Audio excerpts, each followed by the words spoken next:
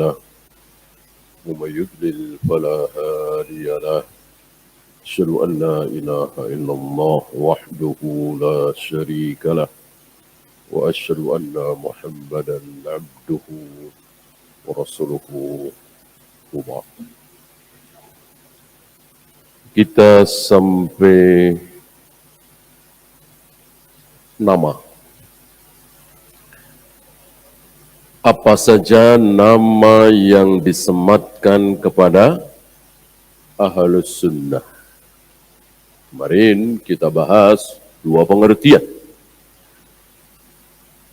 Pengertian yang pertama menurut orang awam, Ahlus Sunnah adalah, orang awam ini ya, Ahlus Sunnah berarti bukan Syiah. Tentu ini dangkal sekali. Tentu ini tidak tepat. Karena Asy'ariyah, Maturidiyah, Jahmiyah, Jabariyah, Khawarij bukan Syiah. Tapi apakah Ahlus Sunnah? Bukan kan? Itulah orang awam. Tapi dibahas oleh beliau. Yang kedua, menurut para ulama ahli ilmu, apa itu Ahlus Sunnah? Sudah kita bahas kemarin. Yaitu sekelompok kaum muslimin yang menetapkan sifat-sifat Allah apa adanya, persis seperti yang ada di dalam Al-Quran dan Sunnah, tidak ditambah-tambah, tidak dikurang-kurang, tidak ditakwil, tidak dita'til, tidak ditashbih, tidak ditafwid. Nanti akan dijelaskan lebih lanjut oleh beliau. Kemudian meyakini tentang takdir apa adanya, persis seperti keyakinan Rasul dan para sahabat. Takdir sudah ditulis oleh Allah, sudah diketahui oleh Allah, sudah dikehendaki oleh Allah, dan itu ciptaan Allah. Kemudian meyakini bahwa Al-Quran bukan makhluk. Mana mungkin makhluk? Kalamullah, ucapan Allah, suara Allah. Kok makhluk? Berarti ada makhluk yang menempel pada diri Allah kalau begitu. Ya. Meyakini bahwa Allah kelak akan bisa dilihat di akhirat. Meyakini iman itu meliputi ucapan, perbuatan, bisa naik, bisa turun, bisa bertambah, bisa berkurang. Bertambah, naik kalau melakukan ketaatan demi ketaatan. Berkurang, turun kalau melakukan kemaksiatan. Kemudian meyakini tentang tanda-tanda dekatnya hari kiamat dan lain-lain sudah kita bahas kemarin. Sekarang kita kepada nama. Apa saja nama lain dari Ahlus Sunnah wal Jamaah? Yang pertama, wali Ahlus Sunnati wal Jamaati iddatu musammiyat. Minha, yang pertama, Ahlul Hadis. Kenapa Ahlul Hadis? Karena mereka yang paling tahu mana yang sahih dari Nabi dan mana yang tidak. Maka keliru ya, kalau ada kaum salaf, ustadz salaf, tokoh salaf mengatakan kami hanya pakai Al-Quran dan hadis. Kami enggak pakai ulama. Ini tuduhan orang-orang yang tidak suka dengan kaum salaf. Ya gimana enggak pakai ulama? Imam Bukhari bukan ulama? Imam Syafi'i bukan ulama? Syekh Albani, Syekh bin Baz, Utsaimin bukan ulama? Ya enggak bisa kita enggak pakai ulama. Pakai. Tapi ulama yang mana kan begitu? Ulama yang mana? Ya. Ulama yang betul-betul ulama. Ya ambil contoh yang mereka terima. Kalau kita katakan siapa ulamanya? Syekh Muhammad bin Abdul Wahab, Syekh Albani, Syekh bin Baz, ya mereka tolak kan. Karena nama-nama itu kan ditolak, dibenci oleh mereka. Ya sudah, yang mereka terima. Siapa? Imam Syafi'i. Ambil contoh lah, ya bolehlah Imam Syafi'i. Anda mengakui Imam Syafi'i, kami juga. Nah, coba lihat. Di kitab beliau, tulisan beliau. Adakah beliau mengajarkan maulid Nabi? Adakah beliau mengajarkan mentahlilkan kematian? 3 hari, 7 hari, 40 hari, 100 hari. Dari situ aja mereka udah kalah. Ya. Nah, itu Imam Syafi'i yang mereka sikoh, mereka percaya, mereka sanjung-sanjung, mereka sebut-sebut, mereka fanatik, kami madhab Syafi'i, madhab Syafi'i. Ya. Bahkan Imam Syafi'i membid'ahkan salat jamaah kedua. Sesuatu yang banyak dilakukan oleh saudara-saudara kita kaum muslimin di negeri kita ini. Masuk masjid, berlima, mau salat duhur, sudah telat, jam 1:30, berjamaah berlima. Nanti ada lagi bertujuh, ya, jam 2, berjamaah salat duhur. Jamaah kedua, ketiga, keempat, kelima, itu dibid'ahkan oleh Imam Syafi'i. Imam Syafi'i membid'ahkan itu. Bagi Imam Syafi'i mengikuti para sahabat. Jamaah yang benar adalah jamaah pertama. Bersama dengan imam rawatib. Ya. Bahkan masih di kitab beliau bahwa beliau sangat tidak suka melihat seorang muslim yang baca Al-Quran di atas kuburan. Beliau sangat tidak suka melihat seorang muslim baca Al-Quran di atas kuburan. Nah, beliau mengikuti sunnah Nabi SAW. La taj'alu buyutakum maqabir. Jangan samakan, jangan jadikan rumah kalian seperti kuburan. Agar rumah kalian tidak sama seperti kuburan, maka bacakanlah Al-Quran di rumah kalian.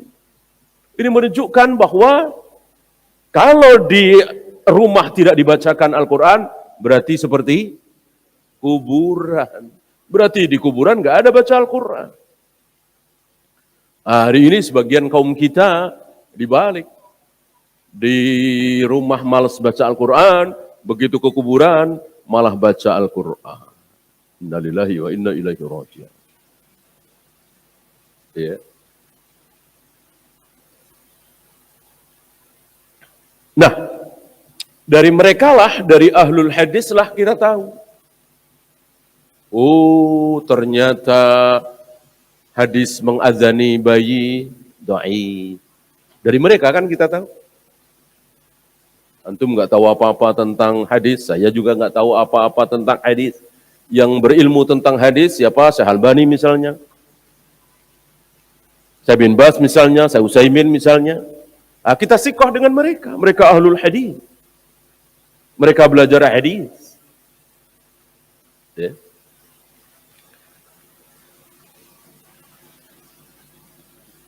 Maka beliau katakan nama pertama bagi ahlus sunnah adalah ahlul hadis. Ya. Bahkan ada seorang a'imah mengatakan kalau ahlus sunnah wal jamaah itu bukan ahlul hadis, aku nggak tahu lagi siapa. Gitu. Bahasa beliau, bahasa sindiran beliau. Kalau ahlul hadis itu bukan ahlus sunnah, aku nggak tahu siapa lagi ahlus sunnah. Ahlus sunnah yang paling tepat adalah ahlul hadis. Nah, kita bukan ahli hadis, nggak tahu apa-apa tentang hadis, tapi sikoh dengan mereka. Syekh Albani bilang dhaif, ya sudah, dhaif. Imam Bukhari mengatakan sahih, ya sudah, sahih. Artinya kita nggak ngarang-ngarang. Nah, coba lihat saudara-saudara kita. Adakah secuil hadis tentang tahlilan? Adakah secuil hadis tentang maulid Nabi? Tentang acara nuzulul Quran? Adakah riwayat yang mengajarkan kepada kita tentang salawat nariyah? Dari sini sudah kelihatan mereka nggak peduli dengan hadis. Kaum salaf yang peduli dengan hadis. Yang dari Nabi diikuti, yang tidak jangan. Maka nama yang paling tepat bagi ahlus sunnah wal jamaah adalah ahlul hadis.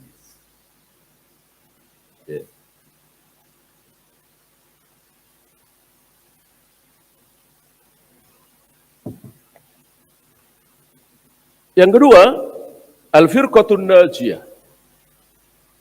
Al-firqatun najiyah, nama lain dari ahlu sunnah wal jamaah. Karena nama-nama ini kan tidak langsung diucapkan oleh Nabi alaihi salatu wassalam. Bahwa satu kelompok di antara 73 kelompok, di mana yang 72 kelompok pasti masuk neraka, yang selamat langsung ke surga hanya satu kelompok. Satu kelompok itu namanya Anu. Nah, Nabi nggak bilang begitu kan? Nabi nggak menyebut istilahnya. Istilah ini kan belakangan untuk memudahkan. Nabi hanya menyebutkan apa? Sifat. Bagaimana sifat satu kelompok di antara 73 kelompok, yang 72 sesat, yang satu kelompok sifatnya bagaimana? Ma ana alaihi al-yawma wa ashabi. Yang mengikuti, yang mencontoh, yang beragama seperti aku dan para sahabatku hari ini. Berarti yang berbeda cara beragamanya dengan Rasul dan para sahabat, jangan ngaku yang satu kelompok itu, jangan ngaku ahlu sunnah wal jamaah. Pengakuannya percuma. Kan orang yang mengaku belum tentu diakui. Ya kan? Orang yang mengaku belum tentu diakui. Saya kira selain Syiah semuanya mengaku ahlu sunnah. Tapi apakah di mata Allah mereka ahlu sunnah? Belum tentu. Lihat ciri-cirinya. Lihat bagaimana salatnya. Lihat bagaimana manhajnya. Lihat bagaimana akidahnya. Kalau sama dengan Rasul dan para sahabat, itulah ahlu sunnah. Kalau beda, ya bukan. Bukan belum tentu. Bukan ahlu sunnah belum tentu. Belum tentu kafir. Nah, ini harus digarisbawahi. Karena sebagian saudara-saudara kita mengatakan kaum salaf ini mudah membid'ahkan, mudah mengkafirkan. Mudah membid'ahkan, betul. Orang banyak sekali bid'ah di negeri kita ini. Tapi mudah mengkafirkan sangat tidak benar. Ahlus sunnah sangat berhati-hati mengkafirkan seseorang itu. Bahkan 2 atau 3 tahun yang lalu, kan ucapan kufur sekali kan, dosen IAIN Jogja itu, yang mengatakan asal mau sama mau, walaupun tanpa nikah, halal. Aukamakola ya. Nah, apakah para asatidah salaf berani mengkafirkan si dosen ini? Tidak. Tidak. Ucapannya ucapan kufur, betul sekali. Ucapan kufur jelas. Tapi bahwa si dosen ini telah kafir, hati-hati mereka menjaga mulutnya. Beda dengan Khawarij, beda dengan Mu'tazilah, beda dengan Qadariyah, beda dengan Takfiri yang mudah mengkafirkan asal tidak sependapat dengan mereka. Ahlus sunnah as-salaf berhati-hati. Ya. Bahwa perbuatan itu kafir, betul sekali. Tapi yang melakukan perbuatan itu otomatis kafir? Tidak. Tidak. Betul-betul berhati-hati sekali. Ya. Kalau membid'ahkan, iya. Mengatakan ahlul bid'ah itu ringan sekali. Si fulan ahlul bid'ah. Si A, si B ahlul bid'ah, ini ringan sekali. Tapi mengatakan si A telah kafir, si B telah kafir, ini berat seberat-beratnya. Lebih baik apa? Lebih baik salah tidak mengkafirkan daripada salah mengkafirkan. Si fulan yang suka sholat di masjid kadang-kadang ini sudah kafir di hadapan Allah. Allah Maha tahu. Karena ucapannya begini-begini. Tapi kita diam aja, nggak mengkafirkan fulan. Masalah? Nggak masalah. Kita diam, nggak mengkafirkan. Padahal di mata Allah dia sudah kafir. Allah Maha tahu. Tapi kita diam. Tidak mengkafirkan si fulan. Masalah? Nggak masalah. Dosakah kita? Nggak dosa. Nah, sekarang sebaliknya. Si fulan yang ucapannya luar biasa kufur itu, di mata Allah belum kafir. Allah Maha tahu ya kan? Tapi kita kafirkan dia.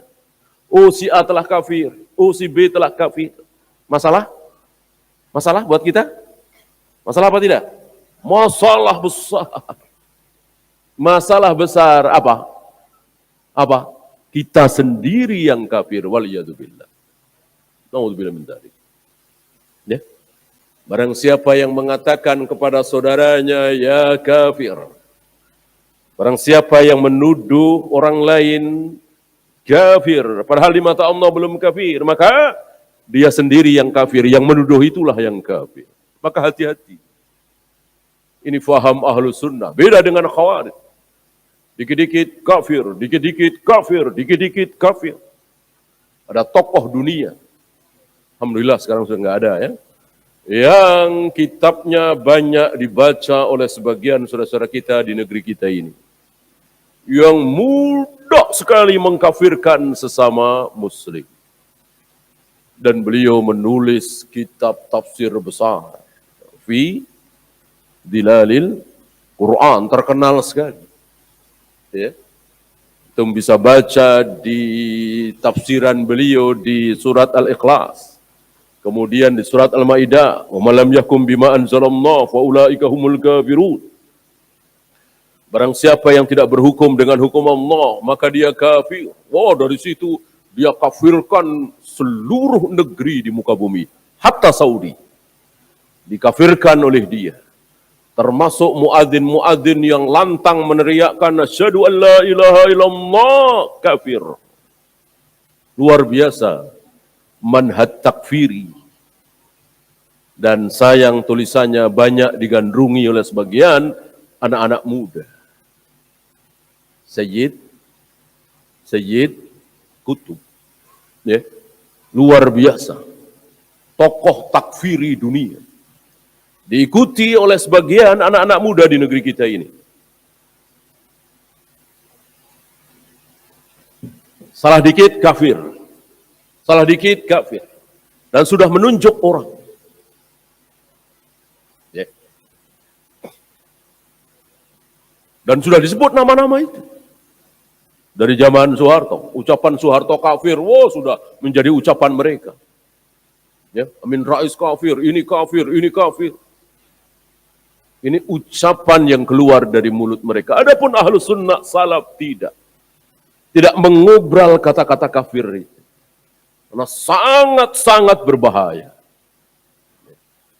Disinilah mereka entah sengaja atau tidak menuduh kaum salaf terlalu mudah membid'ahkan, terlalu mudah mengkafirkan.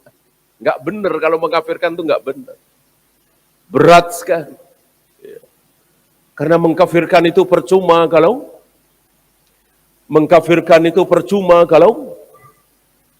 tidak diikuti dengan pembunuhan, percuma. Si A kafir, si B kafir, ya ngapain? Kalau tidak diikuti dengan pembunuhan. Para imam ketika mereka ditopang oleh kekuasaan, ketika mengkafirkan, dilanjutkan dengan pembunuhan. Ambil contoh misalnya, Ja'ad bin Dirham. Ketika dia tidak mau bertaubat, mengatakan Allah tidak bersemayam di arsy, Allah tidak pernah turun ke langit dunia setiap sepertiga malam, Allah tidak pernah menjadikan Ibrahim sebagai khalil, Allah tidak di atas, Allah tidak di bawah, Allah tidak. Seluruh sifat-sifat Allah itu ditolak oleh si Ja'ad bin Dirham ini. Dan dia tidak mau rujuk, tidak mau taubat. Maka disembelih oleh Khalid bin Abdullah, amir penguasa di Wasit di Syam. Ya. Begitu juga Jaham bin Sufwan. Begitu pula Ibnu Arabi, begitu pula Syekh Siti Jenar di negeri kita ini. Karena ucapannya udah ucapan kufur dan tidak mau bertaubat, dibunuh. Dan itu sedikit sekali, bisa dihitung kan? Saya kira nggak sampai 10. Padahal selama 1400 tahun ini kaum muslimin yang mengucapkan ucapan kafir kira-kira banyak apa sedikit? Banyak sekali. mungkin ratusan ribu, mungkin jutaan. Tapi yang dikafirkan cuman nggak sampai 10. Karena untuk mengkafirkan seseorang harus ada jalannya, ada tahapannya. Ada iqamatul hujjah, ada mawani', ada dawabil, ada aturan-aturan yang harus ditempuh. Tidak mentang-mentang mengucapkan ucapan kafir, lalu dikafirkan. Semua agama sama, semua agama benar, bisa masuk surga. Jelas ini ucapan kafir. Tapi yang mengucapkan itu otomatis kafir? Belum tentu. Mungkin dia nggak paham, mungkin belum kedatangan dalil, mungkin terpaksa, mungkin, banyak sekali kemungkinan. Biar kemungkinan hilang itu, maka iqamatul hujjah, dipanggil, dihadapkan di mahkamah, ditanya. Nanti jawabannya apa? Jawabannya bagaimana? Bisa menghilangkan kemungkinan. Oh, ternyata dia memang nggak dipaksa.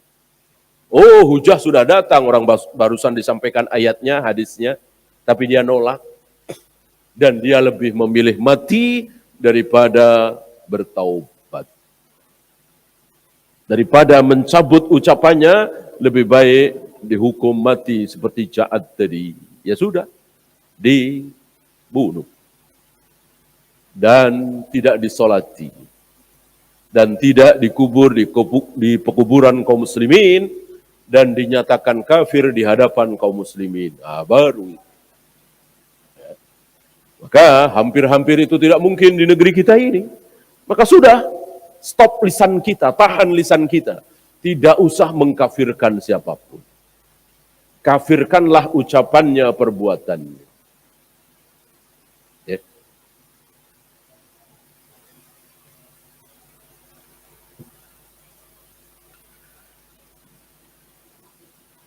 Kenapa disebut al-firqatun najiyah? Kelompok yang selamat, karena mereka selamat. Selamat dari apa kemarin? Selamat dari syubhat-syubhat itu. Sementara di luar al-firqatun najiyah enggak selamat. Oh, si A terkena syubhat Asy'ariyah. Oh, si B terkena syubhat Maturidiyah. Oh, si C terkena subhat Khawarij, subhat Jahmiyah, subhat Qadariyah, dan seterusnya. Adapun al-firqatun najiyah selamat. Tidak terkena subhat.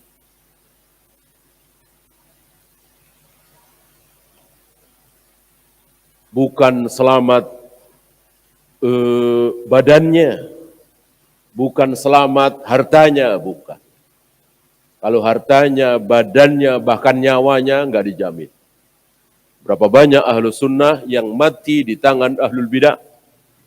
Berapa banyak ahlus sunnah yang dipenjara oleh ahlul bid'ah? Disiksa sebagaimana Imam Ahmad, sebagaimana Syekhul Islam Ibn Taimiyah, dan lain-lain. Ya. Maksudnya selamat dari syubhat. Selamat akidahnya, selamat manhajnya, bukan selamat badannya. Kemudian at-taifatul mansurah, kelompok yang ditolong. Pertolongan ini bukan individu. Pertolongan ini bukan orang per orang. Artinya ketika satu negeri mayoritas ahlu sunnah jauh dari syirik dan bid'ah, manhajnya seperti manhaj Rasul dan para sahabat, kita lihat pertolongan Allah datang. Beda dengan negeri yang jauh dari manhaj Rasul dan para sahabat, penuh dengan syirik dan bid'ah, walaupun mayoritas muslim, tapi penuh syirik dan bid'ah. Apa yang terjadi? Kelaparan, penindasan, gempa bumi, dijajah, perang saudara, kelaparan, dan seterusnya. Seolah Allah nggak tolong mereka. Kenapa? Manhajnya jauh sekali. Ya. Sepertinya sedang kita saksikan kebenaran ini. Ya. Tidak usah saya contohkan, antum tahu bagaimana negeri mayoritas muslim mayoritas berjenggot, mayoritas sholat berjamaah di masjid, ya. Tapi penuh dengan peperangan, penuh dengan kelaparan, dijajah dan seterusnya. Kita lihat manhaj mereka, jauh dari sunnah. Tauhid uluhiyah, tauhid asma wa sifat tidak digigit dengan gigi geraham. Berbagai macam bid'ah dilakukan. Maka seolah Allah nggak tolong mereka. Beda dengan negeri tauhid. Negeri yang mengusir orang-orang yang berlama-lama di kubur Nabi. Negeri yang mengusir orang-orang yang mengusap-ngusap dinding Ka'bah. Padahal kalau kata orang awam, udah biarin aja sih, apa salahnya sih. Itu masih mending ngusap-ngusap dinding Ka'bah daripada ngusap-ngusap yang haram. Ya kan? Ini dilarang. Karena memang bid'ah. Nggak ada contoh dari Nabi SAW. Tidak ada yang diusap, tidak ada yang disuruh usap di dalam Ka'bah kecuali Hajar Aswad dan Rukun Yamani. Selain itu tidak ada. Hajar Aswad dicontohkan oleh Nabi SAW untuk dicium. Dan menciumnya jangan sampai ada kecupan. Jangan sampai ada bunyi kecupan. Ini pun bid'ah. Karena Rasul setiap kali, Rasul dan para sahabat setiap kali mencium Hajar Aswad, tidak ada bunyi kecupan. Maka menambah bunyi kecupan, bid'ah. Luar biasa para ulama, saking cintanya kepada sunnah Nabi, tidak mau menambah walaupun sedikit. Walaupun sekedar bunyi kecupan. Karena Nabi hanya menempelkan pipi beliau atau bibir beliau di Hajar Aswad itu. Kalau tidak sanggup karena terlalu berdesakan, maka beliau menyentuh Hajar Aswad itu, diusap dengan tangan beliau atau dengan sesuatu. Lalu tangan beliau dicium. Ya. Kalau tidak sanggup karena terlalu berdesakan, maka beliau tidak memaksakan diri. Beliau dari kejauhan memberikan isyarat dengan telapak tangan kanan sambil mengucapkan Bismillah ya Allahu Akbar, diarahkan ke Hajar Aswad tanpa dicium. Jadi cukup isyarat. Itulah 3 sunnah Hajar Aswad. Adapun Rukun Yamani, 1 sudut sebelum Hajar Aswad, cuman diusap. Nggak ada sunnahnya dicium, nggak ada sunnahnya isyarat, cukup diusap. Cuman 1 saja. Ini sunnah Nabi SAW. Adakah di luar Hajar Aswad dan Rukun Yamani? Enggak ada. Ya. Dengan ro'yunya, dengan sukanya, karena sono penuh sesak, mau nyium Hajar Aswad, udah nyium aja sebelah sini. Ya, nah, ini kan bukan dalil. Masuk agama suka-suka begitu. Ada aturannya, Nabi yang bikin aturan. Enggak bisa dekat Hajar Aswad, ya sudah. Bukannya cari yang lain, tembok sisi sini, tembok sisi sini. Nempel kayak cicak, ya, itu yang terjadi. Itu diusir ya. Saya kira mayoritas bukan kaum muslimin Saudi ya, ya dari Pakistan, dari Bangladesh, dari Afgan, dari mana-mana, termasuk dari Indonesia. Sepertinya bukan warga Saudi, mayoritasnya ya.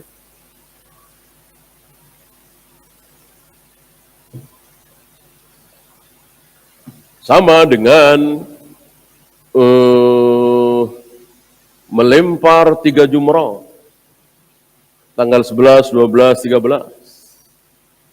Belum pernah Nabi melempar 3 jumrah itu kecuali setelah zawal. Kecuali setelah duhur. Ya. Ada aturannya, ada waktunya. Banyak saudara-saudara kita datang sampai situ jam 9, jam 10. Dilihatnya, wah mumpung sepi nih. Ya sepi, belum waktunya. Iya kan? Waktunya habis duhur.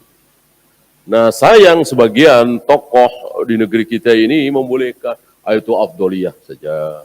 Ya. Daripada nanti habis duhur berdesak-desakan. Ya udah sekarang aja nggak apa-apa. Ini nggak apa-apa, nggak apa-apa, nggak apa-apa, itulah.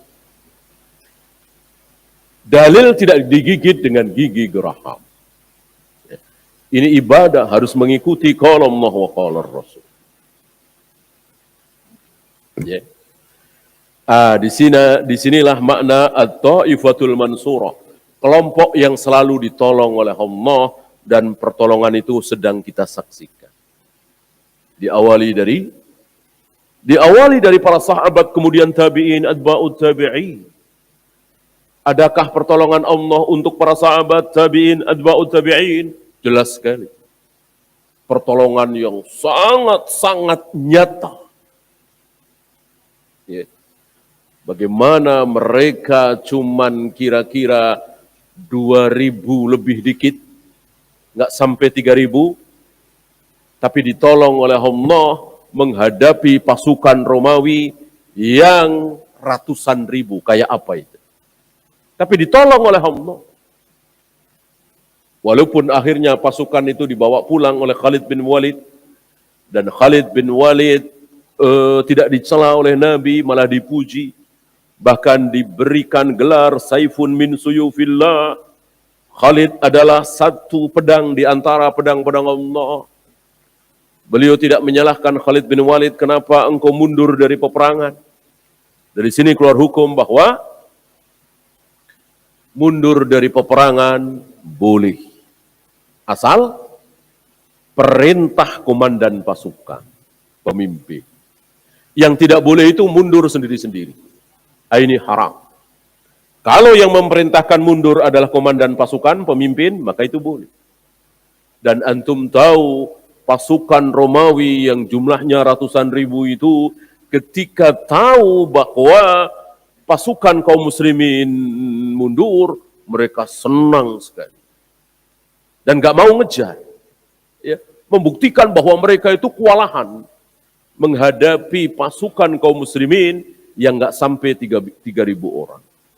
Kenapa? Ditolong oleh Allah. Begitu pula peperangan-peperangan selanjutnya, perang Yarmouk, perang Yamama, perang Qadisiyah, dan seterusnya sepeninggal Nabi SAW, selalu ditolong, selalu ditolong, selalu ditolong. Ini kebalikan dari bangsa kita Indonesia. Bayangkan, mayoritas Muslim diinjak-injak oleh kafir Belanda, Portugis, ya, 350 tahun. Allah nggak tolong. Ya. Mayoritas yang dijajah oleh Belanda di negeri kita ini, Muslim apa kafir yang dijajah? Muslim, kita kaum muslimin. Ya.